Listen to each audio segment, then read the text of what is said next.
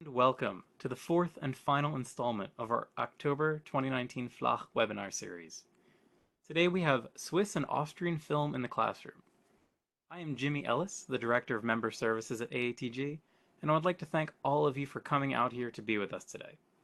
If you would allow me, I would like to introduce the two presenters that we'll be hearing from tonight. So we have Karen Baumgartner. So we have Karen Baumgartner, Professor of German at the University of Utah, 2016 AATG Flach webinar winner, 2017 Nelson Brooks Award ACTFL winner, and co-founder of the AATG Flach Committee. And next we have Amanda Scheffer, Clinical Associate Professor of German at the Catholic University of America, 2017 AATG Flach Award winner, and chair of the AATG Flach Committee. So just a note, I know we've had a lot of return participants. Just to refresh everyone one final time, you are gonna when you come in here, you are muted, so you don't have to worry about muting yourself. There's a little button in the middle, this blue button with the little person. If you click that, you'll see the participants. You can move on to the next slide.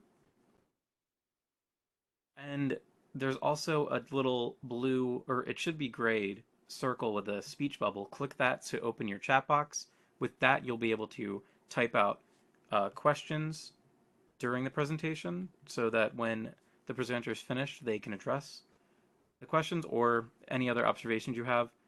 And we will save questions for the end of each presenter section. So save any questions till then, and I'll have a few minutes left open so we can start. All right, let's begin then. Excellent. Thank you for that introduction, Jimmy. And I also want to thank you for helping us facilitate all of the webinars in the Flock series.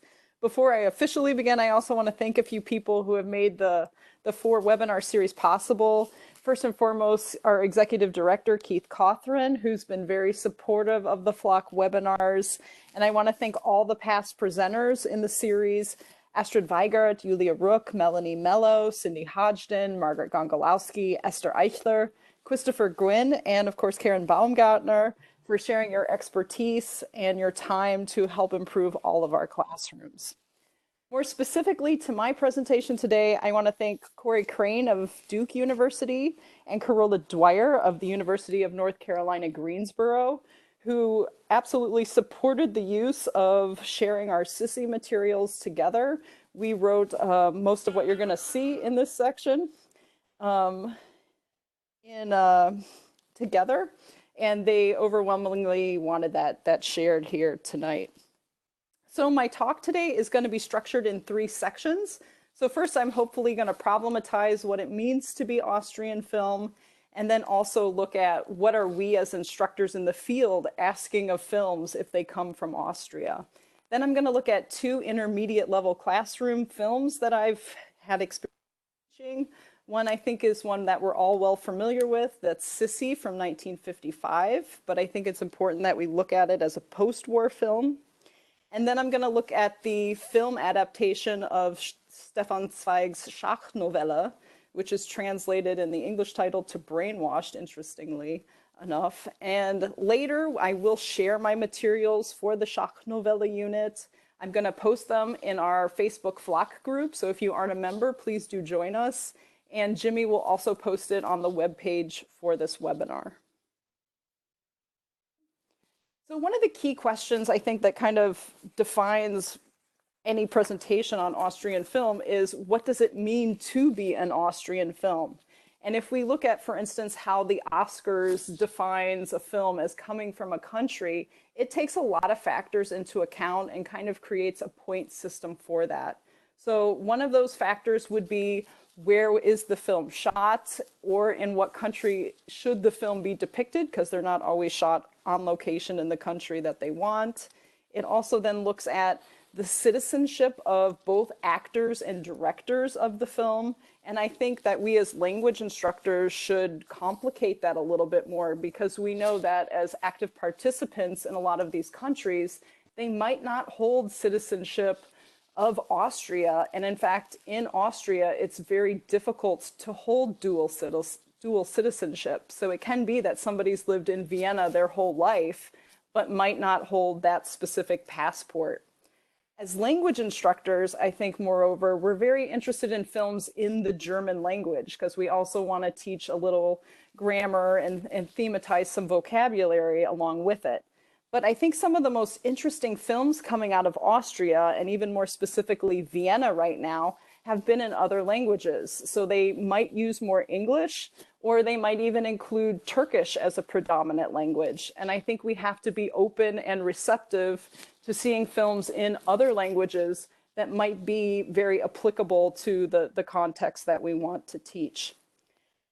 I think as language instructors, sometimes I do get this question about what film should I teach to teach Austria? And I think this really deals with the question of what is the film's content? And I think oftentimes we're looking for a film that might not totally exist, because we want it to rest with something about the Austrian character, or maybe even reduce the country to a certain type of stereotype, which we really don't want to perpetuate. So I think for this reason, this might be why Sissy is one of the more popular films to teach. It does thematize the nation state of Austria. I think there is a little bit of danger in romanticizing the past and creating a history that didn't quite exactly exist, but I'll kind of come to that in my presentation. And then lastly, one of the factors they look at is how was the film financed? And here on this chart, this is from the Austrian Film Commission and funds. So all those countries you see in light gray have their own film commission. And it's also really helpful to us, because before anybody films, they have to file a film permit to be allowed to do so. And all of that is available online, and also part of the way that I researched this presentation for today. So I'll come back to that in a minute. So I think the first question is, when we're talking about Sissy, is Sissy still a relevant film today? This is a film from 1955. And here you can kind of see a funny graphic that was made by a particular Facebook group that really suggests the way that we think about the historical figure of Sissy today really comes from this film trilogy that we see. We also notice that Sissy is shown every year on both German and Austrian television. And what's great for us teachers is it's available on so many platforms. It's available on YouTube, sometimes even illegally for free. It's available on Google Play, on Amazon Prime, and it's just available in so many DVD versions that you should be very careful about what subtitles you're buying with the film. Sometimes they're German only, sometimes they also offer English at the same time. So when Corey Carolla and I sat down to really work with this film, we began by transcribing different key scenes. And what we noticed was that there was a pattern that formed between the relationship of Sissy and her father, Herzog Max, and the relationship of Franz Josef and his mother, Königin Sophie. So while Sissy's relationship with her father is often depicted in nature, it's very open, the relationship they share together. What we see with Franz Josef and his mother, they're often within the walls of Schönbrunn. The mother's very kind of dictatorial in planning her son's life out. So they're really kind of set up as a foil to each other. When we have students look a little bit more closely at this relationship, we have them focus more on the transcript before they then start with some of the video scenes. So here in the relationship of Sissy and her father, we even have students guess what some of these longer collocations could mean that we kind of really suspect that they might not understand before they approach the key scene. Another example of an activity we use is to give them the transcript and then have students work in groups to answer true-false statements, and then to even correct the statements if they're false. From there, we move to this key scene in the film where Sissy and Franz really meet each other. It's obviously not based at all in historical fact, but we want to kind of push beyond just the moment where she literally hooks him with her fishing pole. And we have students also focus on form in the transcripts. So here we can really get them focused on the German language as they're working with film at the same time. Seeing that we use this film in a fourth semester course, we also then want to think, how are we bridging them to the advanced level? So for me at Catholic University, our next course is a film course. So I want to make sure that they have the skills that will set them up for success in the next level. So here, in working with these Gegenteile, we also get into a more nuanced discussion. For instance, in answering the question, wie ist Sissy? It's not maybe necessarily that she's dumb, but it could be that she's naive. Maybe she's a little bit more optimistic than some of the other characters in the film. So we're trying to open up their vocabulary a little bit more. Again, we can focus and review grammatical forms that the students are familiar with, including the genitive case in this, and we want to start building a little bit more information about who were the real historical figures of Sissi and Franz Josef, and how might their actual relationship be different than how it's presented in the film. So I would caution that when we do teach Sissi, it's important to understand the film genre that it comes from.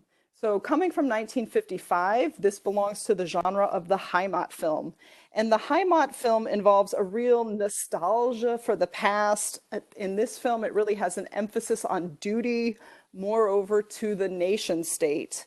It's going to emphasize the role that family plays and have everybody's problems really solved by a return to nature. So while I'm asking my students to really focus on and review adjective endings here, we can really move into a more nuanced discussion about what it means that this film came out in 1955. So I think it's important for the students to have a sense of that genre, to also have a sense of understanding a constructed past, and this created nostalgia for something that didn't necessarily ever exist. The director, Marischka, has an Oscar for screenwriting. So, I mean, he's very noted for his screen work. But at the same time, he did also was one of the two writers for the film Wiener Blut, which is based on the Strauss operetta. That was one of, I don't know if successful is the best word here, but one of the most successful films for the National Socialists in 1942. And what you see in this film, Wiener Blut, it has a lot of the same themes as the film Sissi does, and really rests with this heroine who's from Vienna. It's set during the Congress of Vienna, so it's another film that kind of moves and flashes back. But this notion of she's a born Viennese and other people need to learn and understand that. So I think Sissi also kind of has this dangerous side that it comes also out of this other film tradition. So as you can imagine, students have a lot of things that they want to say about this particular film. And while students might really have it down with the structure of moving the verb to the end with the das structure, they might now begin to struggle with being able to say more nuanced things in their argument about the film. So my job is really to help them express that opinion about the film in a much more nuanced way. So some of the end projects that our film unit has looked at is, one is a continuation of the film itself. Students are often very critical of the film. They parody the film. They may even focus on some side characters like Graf Grüne, who is the comic relief of the piece. And they normally have a pretty nuanced discussion of the film. Students typically write a script that's corrected by the instructor, and we then have a film festival in class where the students present their versions, their continuations of Sissi. Another end project I've used is where students have taken stills from the film to create a graphic novel. And they can also reach a high level of critique because they often sometimes add what characters are thinking that might not exist in the original film. I've also used little Sprachblasen like these as a way to review the scene that we've done the previous day, have maybe partners fill in the little bubbles, or it also works as a nice cool down activity that students then kind of recite or put in their own words what has happened in the scene that we've gone over that day. So next I want to look at then how I use Stefan Zweig's Schachnovella along with the 1960s Brainwashed. So again, I'm using this kind of novella film combination in a fourth semester course, which is a very difficult novella to get through.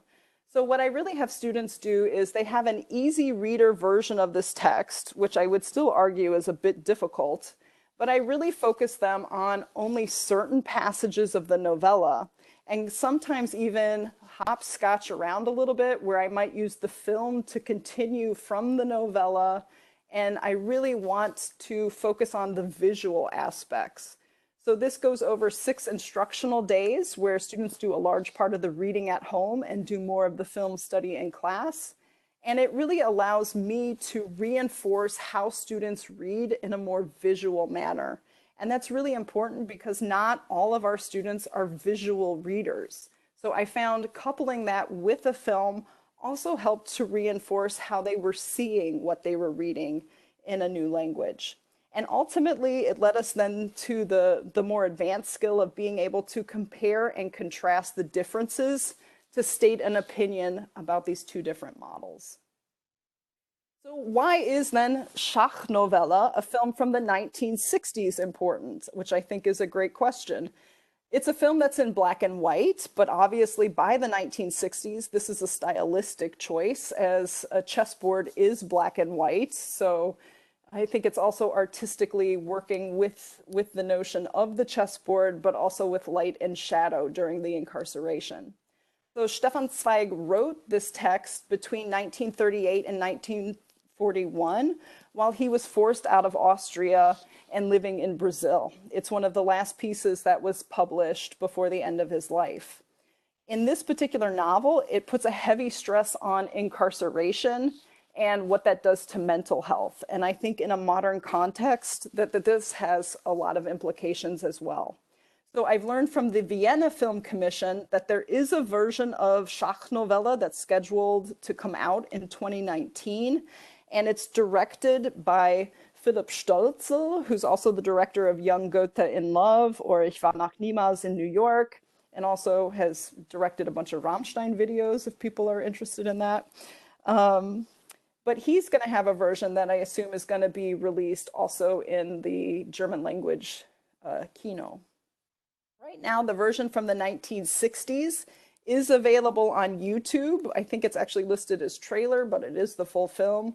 And I've been able to find it as a Region 2 DVD. So in day one, to get students immediately thinking about the use of images, I give them essentially a few cards with images that are important to the opening of the story. I have students maybe sketch a 4 or 5 minute introduction to what they think the story could be about before we then read the actual introduction together in class.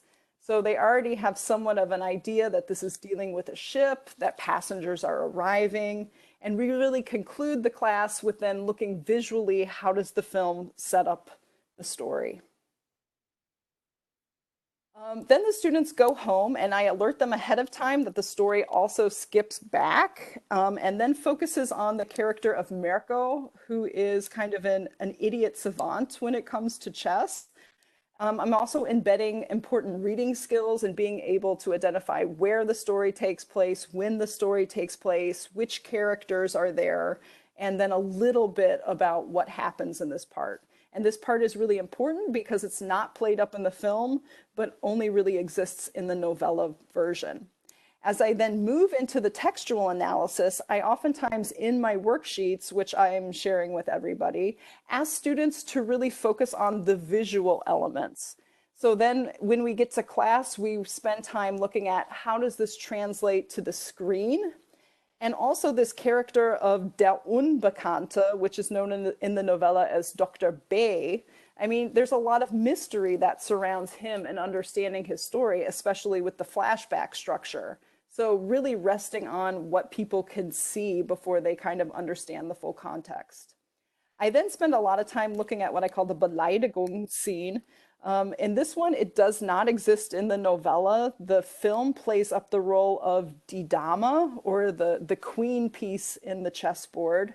And it's really about the fact that our Viennese hero, Kurt Jürgens, insults the National Socialist. He's able to put him down that he doesn't know his Strauss, and he gets to walk the woman to the dance floor. So it completely changes the reason for the incarceration between the two stories. And I have a worksheet that goes along with a close reading analysis about how Vienna is also changing leading up to the war. Finally, I have students reflect a little bit more about kind of advanced voice structures that happen at the end of this novella. So as the character, due to his solitary confinement and torture, begins to go crazier and crazier, only kind of envisioning the chessboard, it really has these voices in his head. And the students are very interested in how do these voices work. And since it is so focused on voices, how do you depict this visually then in a film? And the students were very, very, I think, engaged with the intellectual content of this film, especially having it being in a fourth semester course. They actually even asked me, though, like, Dr. Schuffer, where can we get this? We really want to show our friends what this film is about. So I know I'm pushing my time limit right now, but I do want to mention really quickly that here are some other films that I think are of interest to language teachers. I will point out this Österreich im Film. It's a little booklet that's produced by the Austrian Cultural Forum. It's available for purchase in the AATG store. I think it's the cost of a cup of coffee. There's also the Österreich Institute that I saw has didactizations for films like Deine Schönheit ist nichts wert, which centers around a young boy who his family has moved to Austria. One parent is Turkish, the other parent is Kurdish. So it's also, I think, really timely in what's going on politically right now as well. Film abc.at looks at films by genre. So if you have a particular food unit, it can make recommendations for films or documentaries. Or kinomachschule.at also organizes films by age group, although they are for native speakers. And obviously a lot of these also include films in the German context. So I'm happy to talk about any of these films if you'd like to follow up with an email. If you have particular questions, I would be happy to answer those. And I would welcome any questions that you have now.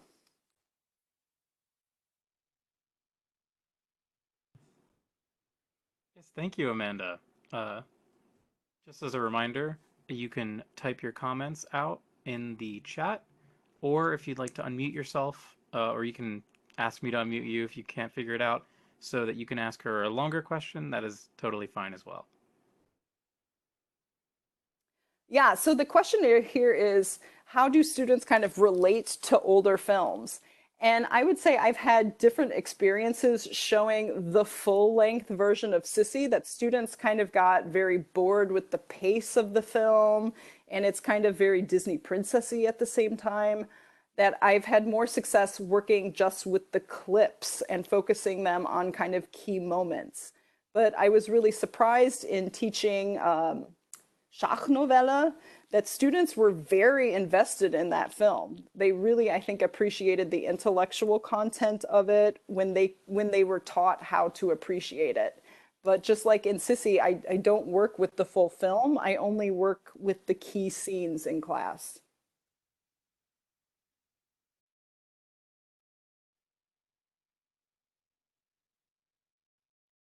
And I'll also add that I'm going to be talking about some of these more recent films at ACTFL this year. So if you're interested in especially the ones that focus on migration, I'll be talking more here in DC. All right, so if there are no further questions, I think we're going to move on to Karen's presentation. Yes, thank you, Jimmy, and thank you, Amanda, for organizing this. This was really great, and Amanda has been a really wonderful president of the Flach Committee. So my presentation is in three parts. I'm first going to talk a little bit about what Swiss film is and an overview. Then I'm gonna go into 3 films: Heidi, Vitus und Wolkenbruchs wunderliche Reise in die Arme einer Schickse. And at the end, I'm gonna give you some information where to find Swiss films. So I have a very long presentation, and I will skip over the more informational slides. You can go back to them when Jimmy puts it up in the ATG space as a PDF. Can we go to the next slide, please?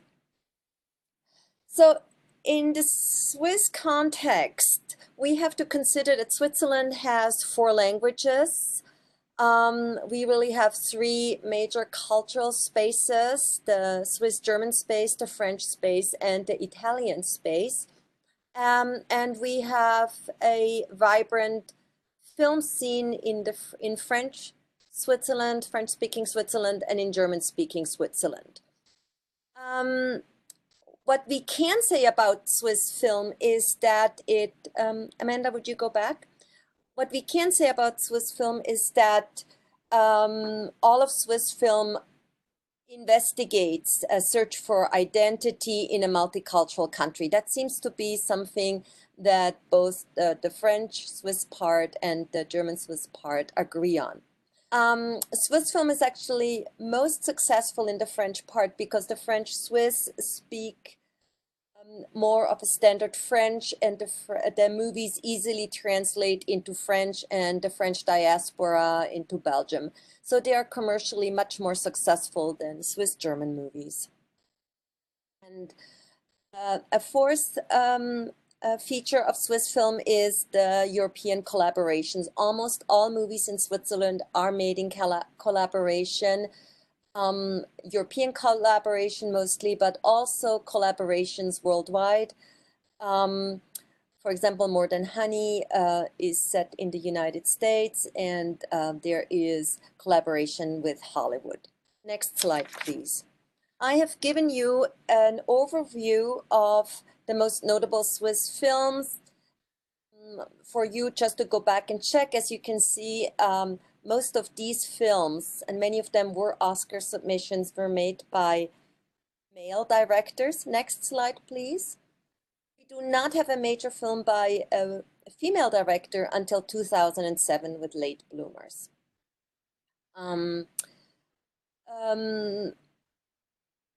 Next slide, please.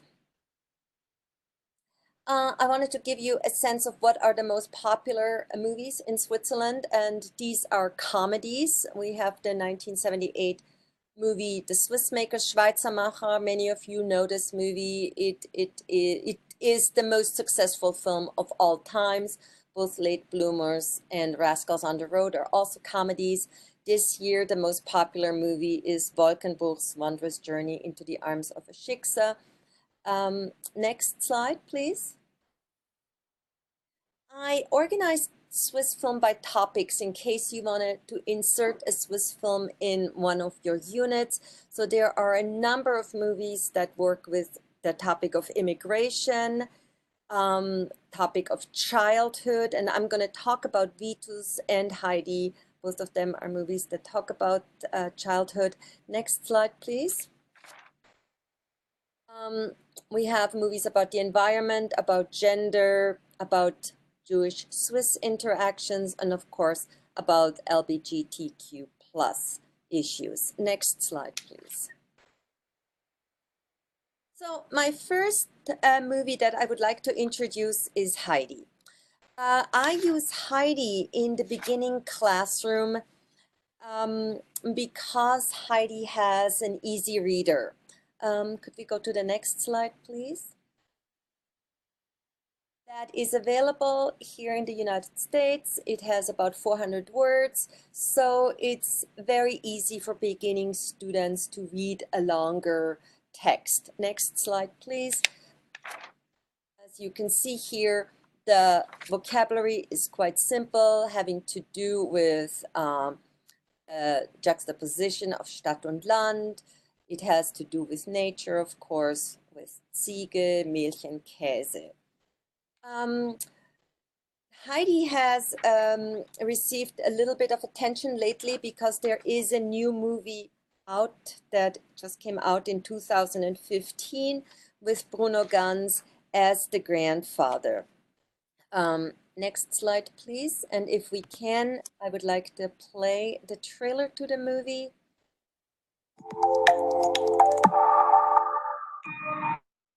Hoch oben in den Bergen ist die Welt friedlich und ruhig. Ja, meistens.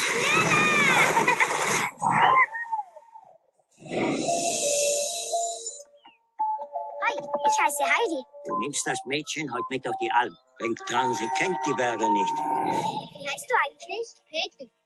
Zeigst du mir da mal, wie man das macht?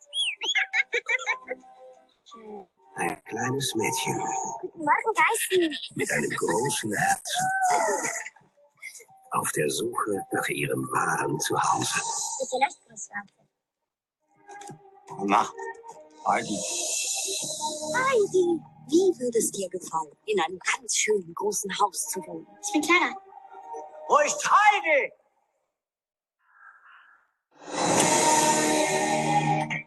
Wir essen hier mit Besteck. Man hat uns eine komplett verwilderte Kreatur ins Haus gepackt.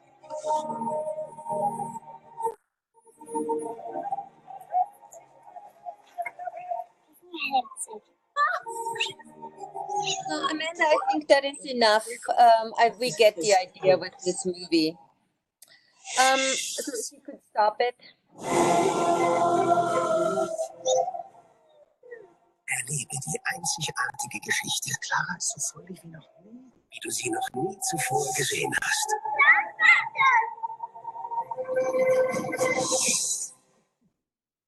Heidi. Weihnachten im Kino.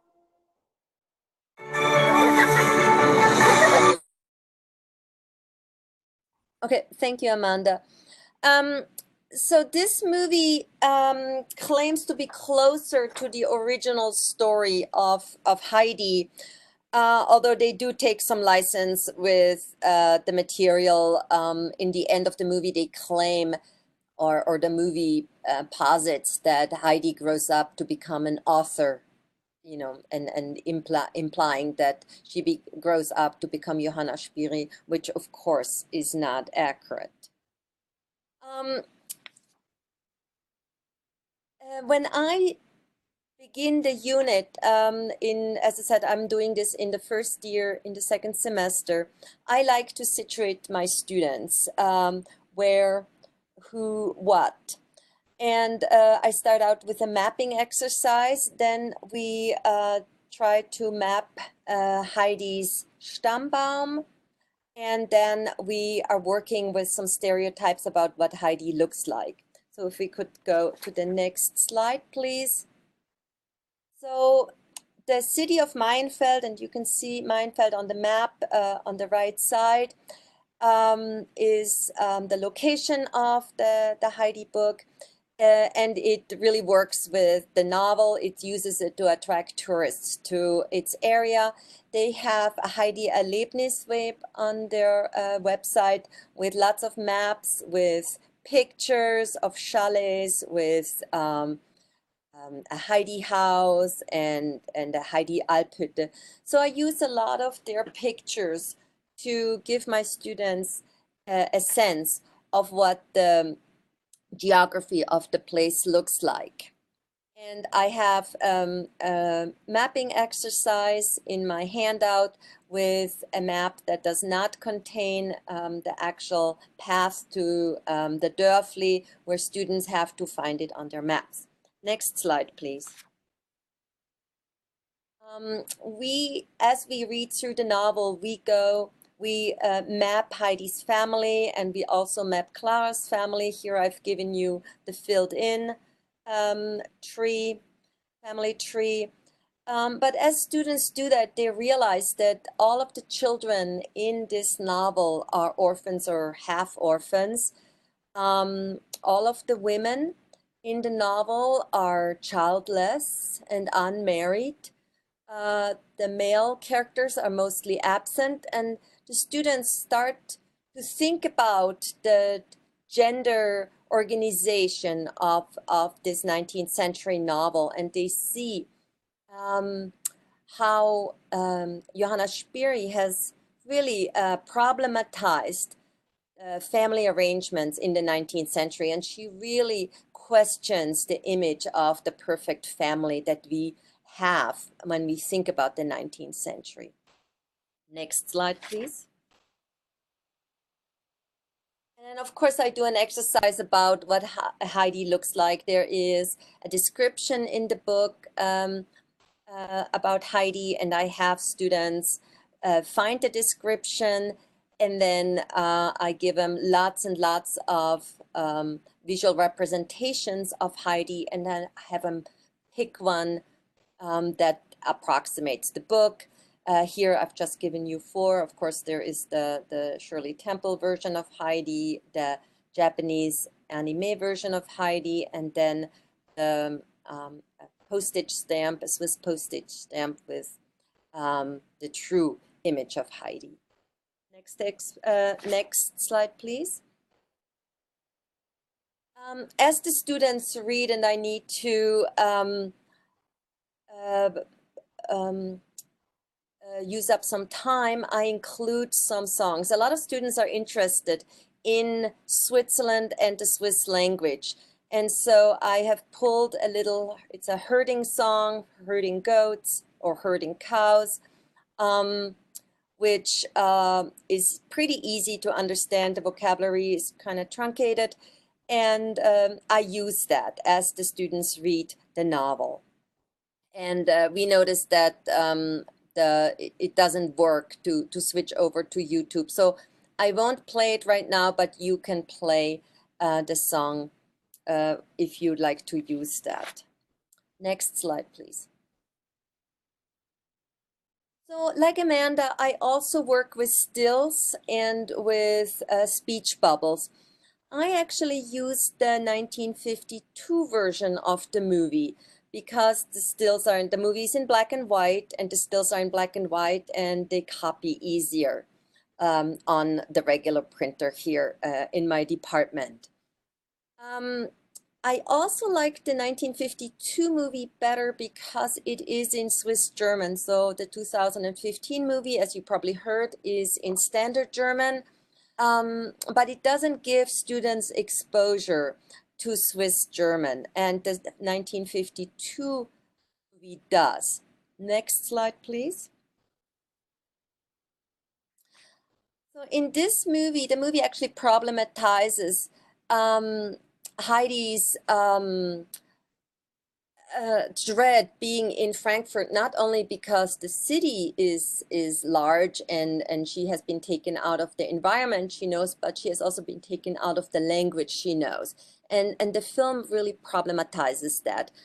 And I have taken this scene and written down some of the Swiss words, and I have students guess about what the words could mean. And most students get whose, for example. They know it's probably house, and they can find the High German word.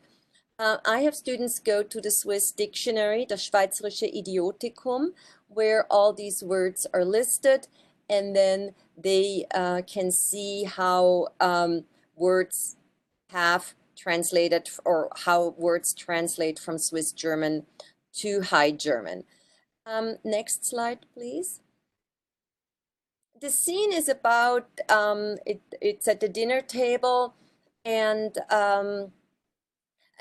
the comedy of the scene hinges on the word schmecken. In German, it means to taste, but in Swiss German, it means to smell.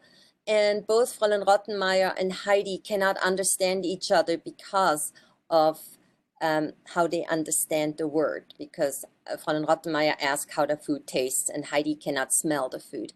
So I'm taking this one linguistic misunderstanding to explain how Swiss German is not just the dialect of the German language, but its own language, and there are significant linguistic and grammatical differences.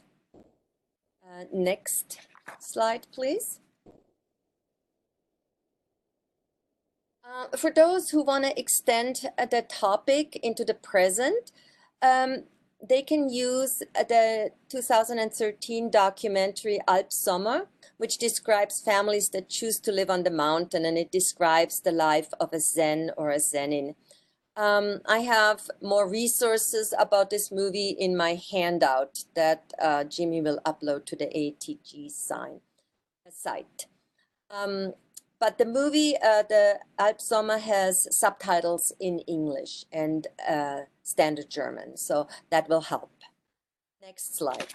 So my next movie is Vitus, and I use Vitus in the intermediate classroom. It also stars Bruno Ganz again as the grandfather.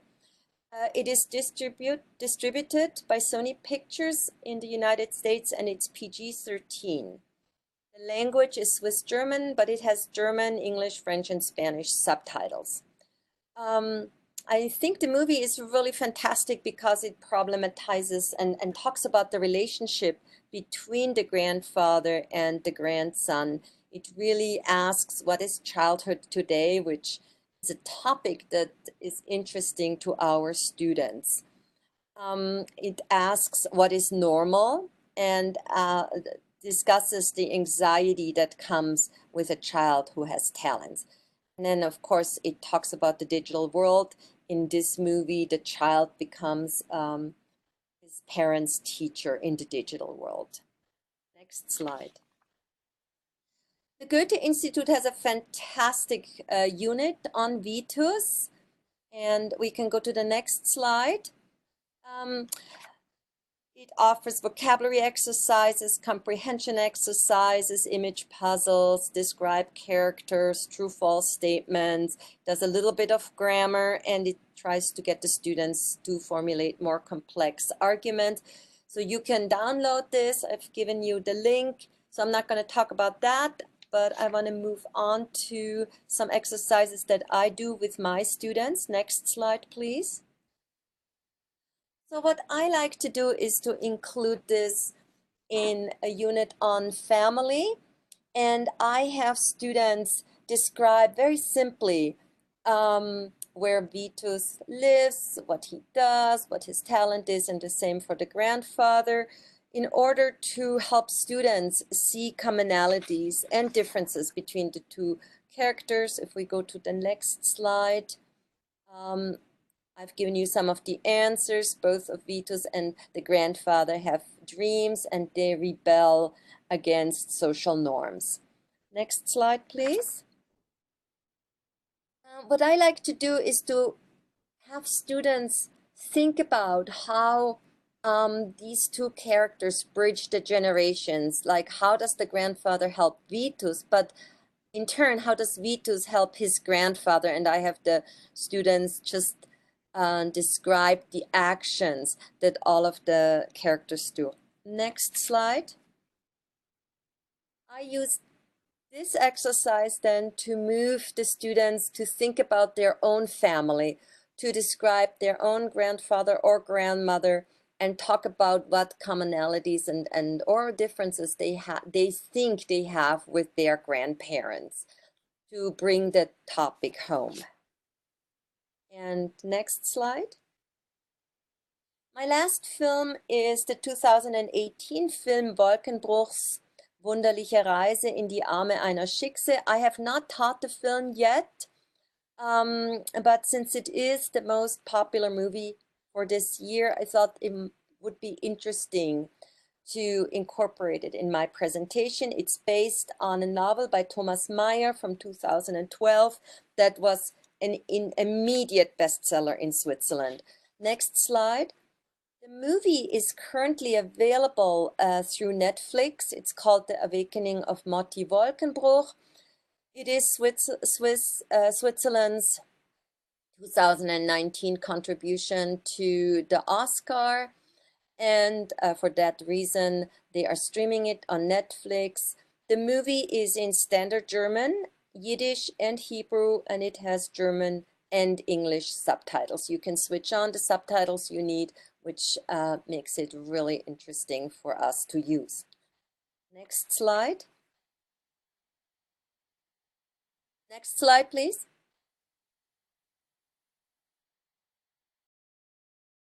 Hello? Next slide.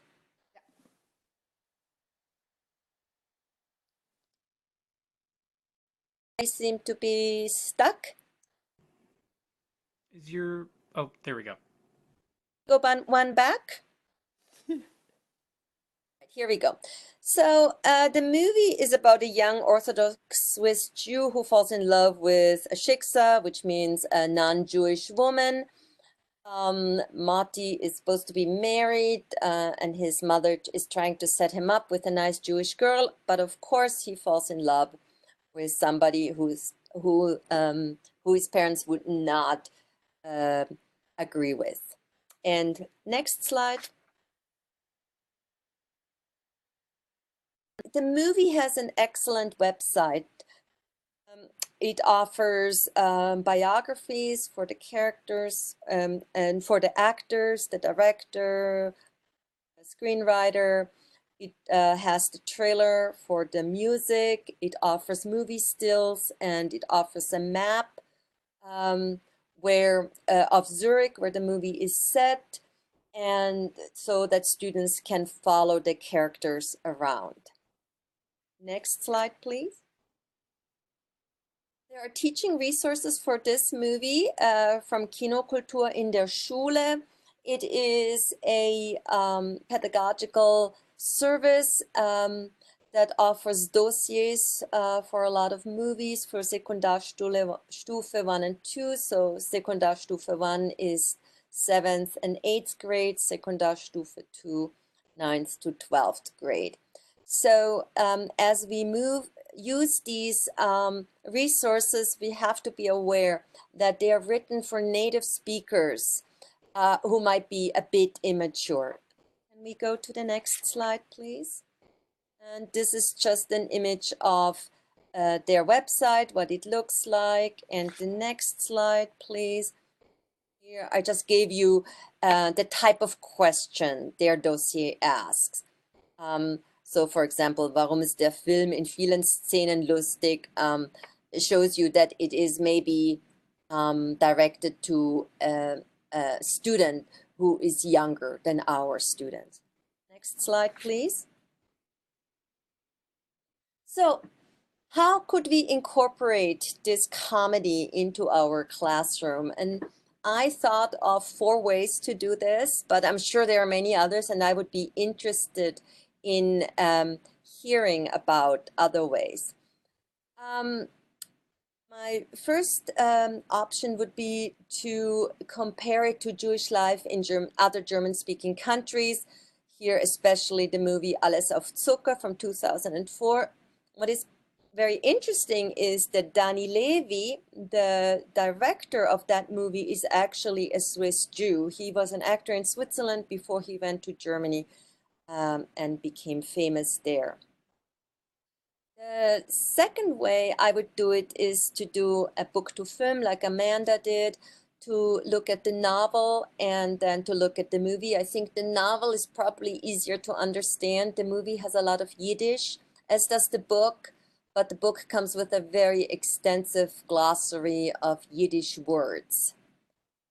My third way would be to compare it to Das Boot ist voll, the 1981 movie that deals with the Swiss collaboration in the Holocaust. As you might remember, the movie shows Jewish refugees coming over the border into Switzerland during the Second World War and then being sent back.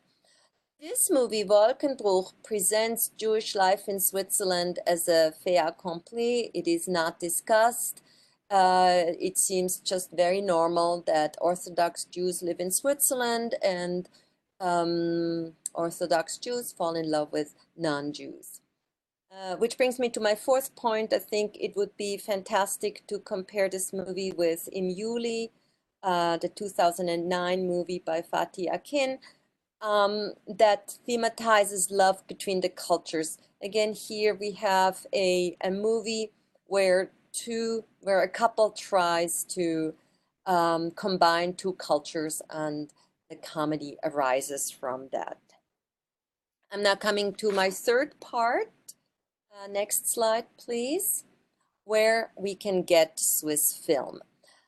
We are very fortunate right now that Amazon Prime and Netflix are streaming two Swiss movies, Divine Order, which we saw in one of the last webinars, and of course Wolkenbruch. The DVDs of many Swiss movies can be ordered through Amazon.com actually, and also through swissfilms.ch. There is a streaming service through jointventure.ch where the American credit card actually works, and you can stream the movie.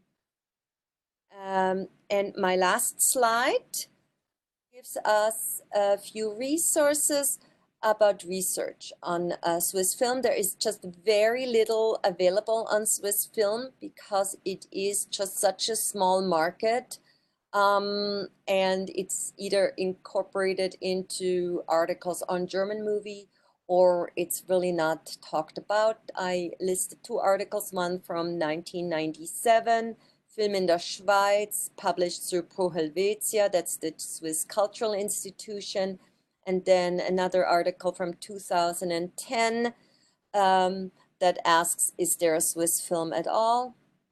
And as I already said, pedagogical material, not just for Wolkenbruch, but for many other movies too, can be downloaded from Kinokultur in der Schule. And that concludes my part of the presentation. All right, thank you so much, Karen. And if we could ask any questions, if there's any questions out there, the floor is opened. I see a question that asked whether, I think that's a reference to the book Heidi, and it asks whether the film is whether the book is in present tense, and yes, it is. There is a question about whether I have taught film in an online class too, and I have not done that. I teach hybrid classes, but not online classes. What we do here at the University of Utah is that we stream films. So we get the right to stream the film through our course management system, and usually the movies are then open for a 3-week period where students can watch the movies. It's quite tricky because anything that is distributed through Disney cannot be streamed. So, for example, we cannot stream Gegen die Wand, the Fatih Akin movie, because that doesn't have streaming rights attached to the movie. We have to actually have students buy that movie. Any other questions? I have a question. Go ahead. Hi. So sorry I came late. I had technical issues, but I wanted to ask, and thank you both for your presentations. I wanted to ask, what do you do if there are students who don't have grandparents or don't have relationships with their grandparents? I know that for me, growing up with my family across an ocean, I didn't get that much experience with my family necessarily. I know one grandparent out of 4. So just wondering if you have had to deal with that and what maybe an alternate assignment would look like. Right. Yeah. Thank you for that question. And we have more and more students that have untraditional families, or I call them normal families. So what happens more often than not is that students do not have 4 grandparents but have more, right? They have more grandparents, and maybe they are closer to a step grandparent or to an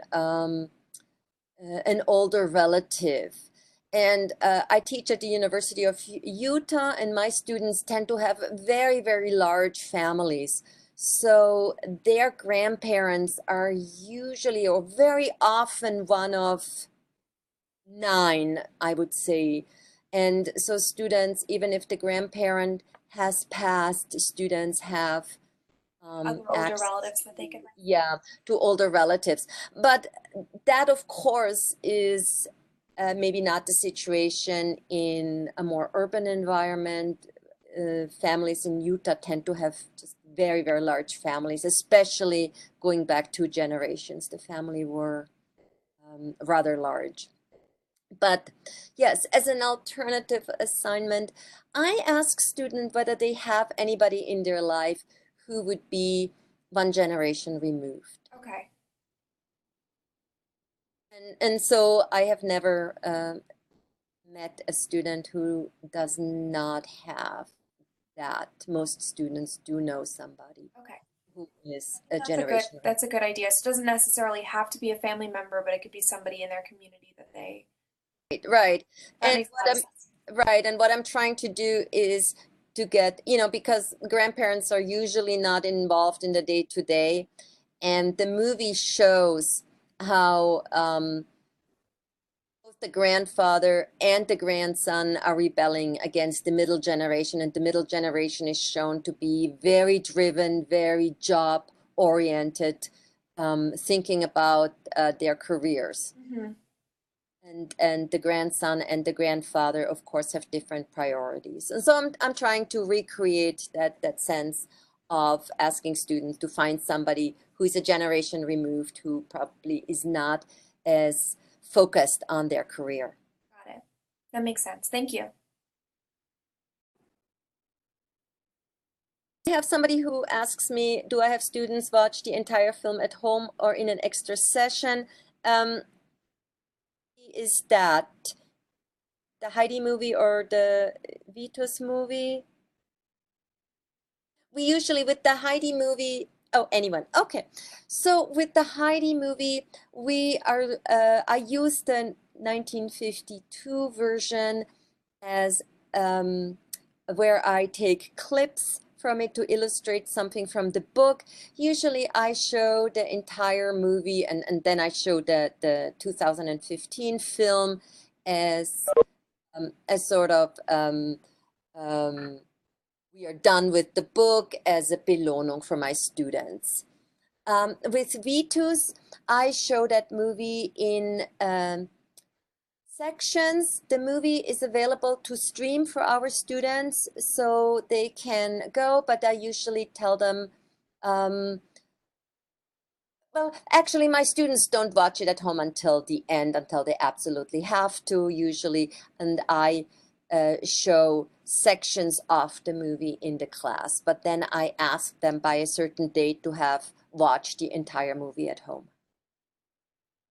We had an earlier question that we kind of missed about the level of the course that we're using it in, and what type of subtitles we would use. And I could say for both of my films, if I'm just working with the clip, I do try to play it with German subtitles if that option is available.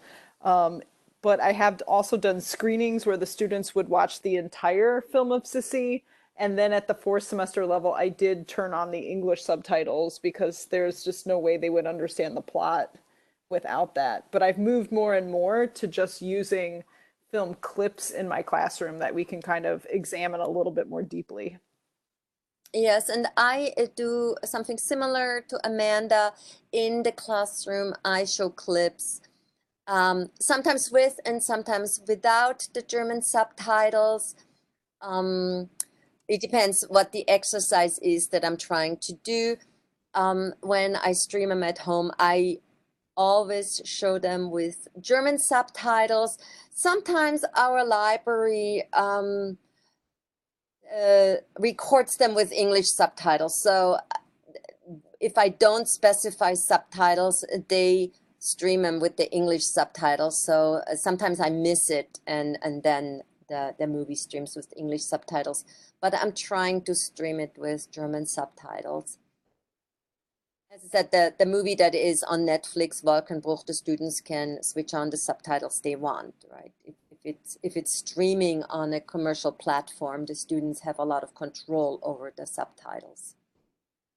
And I think there was one other earlier question that I missed about how to use a graphic novel with the screenshots in your class.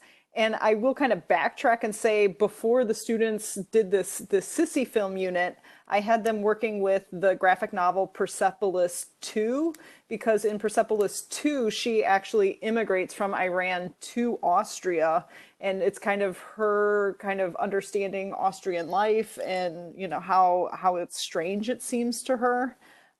So then the students had worked with the graphic novel format prior. We had done classes where we had talked about specifically how does the graphic novel format work, how are kind of images used in a sequence, and how do we read images sequentially, which I actually found worked very nicely before a film unit, especially if you wanted them to focus a little bit more and juxtaposition of imaging.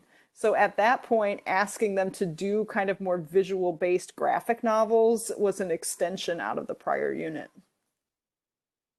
And maybe just to add to that, what I do often is movie stills and then the speech bubbles. The students, so I do this for Heidi, and the students go to the book and they find the dialogue, and we put in the dialogue. And after that, I can play the same sequence of the movie, and the students do understand it at that point.